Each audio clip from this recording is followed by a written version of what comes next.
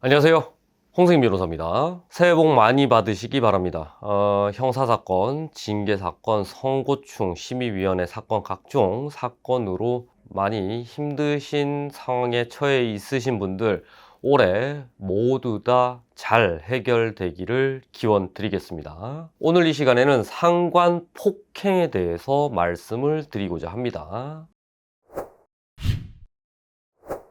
상관폭행은 군형법상 특수한 범죄로 규정을 하고 있습니다. 흔히 많이 일어나지는 않지만 병사가 장교 또는 부사관을 폭행한다든가 아니면 간부들끼리 상급자를 폭행한다든가 하는 일이 심심치 않게 발생을 하고 있고, 그래서 군형법상 문제가 되는 경우가 많이 있습니다.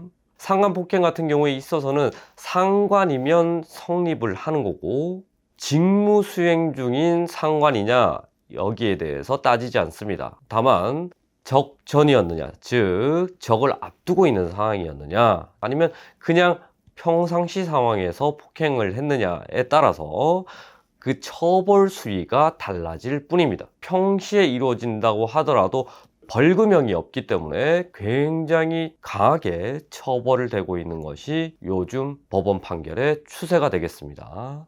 오늘 이 시간에는 상관폭행 가운데서도 제 사건을 기준으로 해서 약간 각색해서 말씀을 드릴 텐데, 결국에 상관폭행에 대해서 어떻게 무혐의를 받을 수 있는지, 무죄를 받을 수 있는지, 또는 실제로 상관폭행을 했다면 어떻게 하면 법원까지 올라가지 않고 잘 처리할 수 있는지, 그 부분에 대해서 말씀을 드리겠습니다.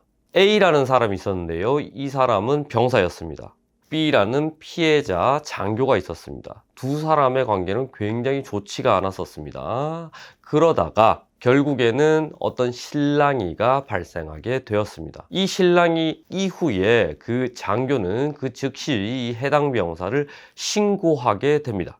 신고하게 된 이후에 이 사람은 조사를 받게 되었는데요. 마침 이 병사 같은 경우에는 전역을 해서 밖에 있는 민간 경찰에서 조사를 받게 되었습니다. 이분이 저한테 연락을 와서 하는 말씀이 뭐냐면, 나는 실제 실랑이가 있었던 것은 맞다. 그런데 나는 그 장교를 대상으로 해서 털끝만큼도 건드리지 않았다.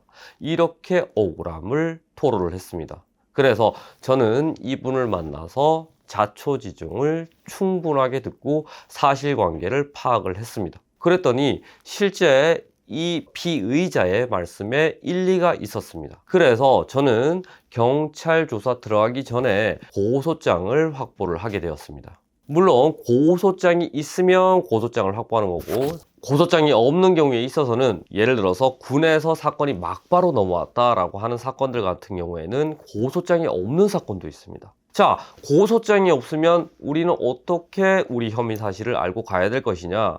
최소한 군에서 넘어온 사건 개요라도 파악을 해야 된다는 것입니다. 그래야지 우리가 방어권 행사를 할 수 있죠.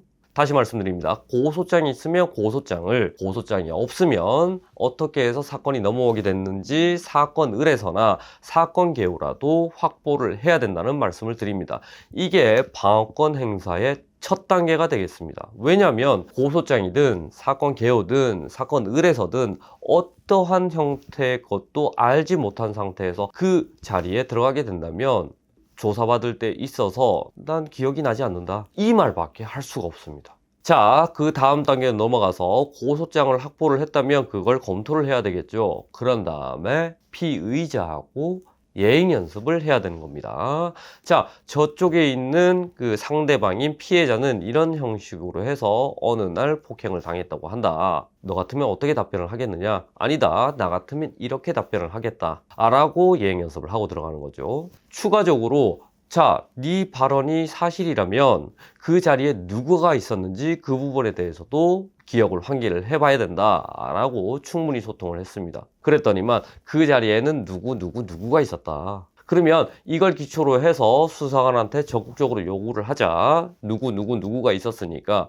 실제 내가 폭행을 했는지 안 했는지 그 부분에 대해서 조사를 충분히 해달라고 요청을 하자 라고 서로 말씀을 나누었습니다. 그리고 나서 신고의 동기에 대해서도 충분히 준비한 상태로 들어갔습니다. 그 장교하고 나하고 사이가 굉장히 안 좋았다. 이 사실을 알고 있는 사람은 누구누구가 있다. 그렇기 때문에 이 장교의 입장에서는 충분히 허위 사실로 인해서 날 신고할 수 있다. 이런 신고의 동기가 있다. 라고 준비를 한 상태로 들어갔습니다. 조사 날짜가 되었고 조사 때 같이 동석을 했는데요. 아니나 다를까 이 피해자 장교는 굉장히 다양한 얘기에 주장을 하고 있었습니다. 그 자리에서 나는 발로 어디를 채였다. 또 팔로 어떤 부분을 폭행을 당했다. 이렇게 구체적으로 질문이 들어왔습니다. 그 건건별로 해서 우리가 준비한 대로 사실관계가 다르다.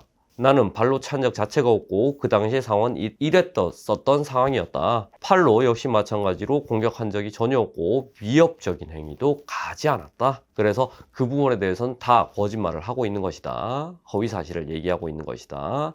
그 자리에 누구가 있었다. 그 중에서 어떤 사람은 그 인원하고 친하지만 나머지 두 사람은 그 사람하고 중립적인 관계에 있다. 그렇기 때문에 충분히 그분들을 대상으로 해서 조사를 해주셔라. 그분들 전략처는 어떤 번호를 사용한다. 또는 군부대 사무실로 전화를 해보시면 충분히 알 수 있으실 거다. 그러니 부디 면밀하게 조사를 해주시기 바란다. 라고 진술을 마쳤습니다. 중간중간마다 잘 안 되는 부분이 있었습니다. 그때마다 저는 잠깐 쉬는 시간에 밖으로 가서 이런 부분들이 우리가 진술을 제대로 못하고 있으니까 보다 명확하게 진술을 하자. 이런 부분들은 일관성이 흐트러질 수 있으니까 보다 우리의 진술 일관성을 유지하도록 하자. 라고 해서 다시 들어와서 신고의 동기에 대해서 준비한 대로 잘 얘기를 했고요. 지난번에도 말씀드렸지만 거짓말 탐지기 조사 받아볼 의향이 있느냐 물어봤습니다. 거기에 대해서 우리는 받지 않겠다라고 했습니다. 받지 않는 이유에 대해서는 변호인 의견에 따라서 받지 않겠다. 이렇게 진술을 잘 끝마치고 나오게 되었습니다. 조사를 잘 마쳤다고 해서 끝나지 않습니다. 우리가 조사받은 내용에 대해서 피의자 신문조서를 확보를 하게 되었습니다. 그래서 그 피의자 신문조서를 기초로 해서 변호인 의견서를 작성했는데요. 해당 부분에 대해서 구체적으로 다시 한번 피해자 진술이 잘못되었음을 밝혀줬습니다. 그리고 나머지 목격자들에 대해서도 어떤 부분들에 대해서 충분히 조사를 해달라고는 요청하는 내용으로 해서 변호인 의견서를 작성했습니다. 그리고 우리가 사실확인서나 진술서를 받을 수 있는 대상으로 해서는 사실확인서하고 진술서까지 구비를 해서 첨부를 했습니다. 이를테면 그 장교하고 병사가 평소에도 사이가 굉장히 좋지 않았다. 그래서 만나기만 하면 실랑이들이 있었다. 물론 상소리를 내고 하진 않았지만 트러블이 굉장히 많았었다. 이런 취지로 해서 사실확인서를 구비를 했고 그걸 다 첨부를 해서 제출했습니다. 그 결과 경찰에서 불송치를 받게 되었습니다. 이처럼 최초부터 잘 준비를 해서 들어간다면 여러분들의 억울함을 해소할 수가 있습니다. 추가적으로 이 사건이 만약에 송치가 된다고 하더라도 검찰에서 무혐의로 뒤집어진 그런 사례들도 있습니다. 그 부분에 대해서는 추후에 다시 시간을 갖도록 하겠습니다. 다시 이 사건으로 들어가서 상간폭행 같은 경우에는 벌금형이 없는 아주 골치가 아픈 범죄 중에 하나입니다. 만약에 기소가 돼서 법원으로 올라갔을 때 법원에서도 무죄 판결을 받지 못한다면 보통은 집행유예 이상의 판결이 나오게 됩니다. 실형으로 선고되는 경우도 있습니다. 매우 조심해야 되는 사건 중에 하나입니다. 그러니까 처음부터 잘 줄기를 잡고 들어가야 됩니다. 내가 폭행한 게 맞다 또는 유형력의 행사를 한 게 맞다라고 하면 신속하게 자기의 범죄 사실에 대해서 인정을 하고 피해자인 상관하고 원만하게 합의를 해서 기소유예를 받아야 된다는 것입니다. 기소유예를 받기 위해서는 내가 혐의를 인정했다라고 했을 때는 무조건 검찰 단계까지는 가게 되는데요. 검사님이 법원으로 보내는 것을 기소라고 합니다. 그 기소 전에 어떤 수를 써서라도 피해자인 상관한테 처벌 불허를 구하고 또는 합의금을 줘서라도 합의를 한 다음에 그 합의서를 제출해야 됩니다. 합의서 제출하는 것만으로는 끝나지 않고요. 다양한 양형 자료도 함께 제출을 해야 되는데 반성문이라든지 주변 사람들의 탄원서, 내가 이제까지 열심히 살아왔고 단 한 번의 전과도 없이 법을 준수하면서 살아왔다는 이런 양형 자료들도 함께 제출을 해야 된다는 것입니다. 합의를 보지 않는다면 검찰 단계에서 기소에 나오기는 쉽지가 않습니다. 그렇기 때문에 당사자 스스로 합의를 볼 수 없다, 또는 2차 피해 때문에 그쪽에 연락도 할 수 없다라고 한다면은 변호사를 통해서라도 합의를 봐야 된다는 것입니다. 그래서 이렇게 합의를 보게 된다면 검찰에서 상간폭행에 대해서 기소유예가 나올 수도 있습니다. 어찌됐든 간에 우리는 경찰에서 불송치를 받든 검찰에서 무혐의를 받든, 또는 검찰에서 원만하게 피해 당사자하고 합의를 해서 기소유예를 받든 간에 불기소로 사건을 마무리하는 것이 여러분들을 위한 최선의 방책입니다.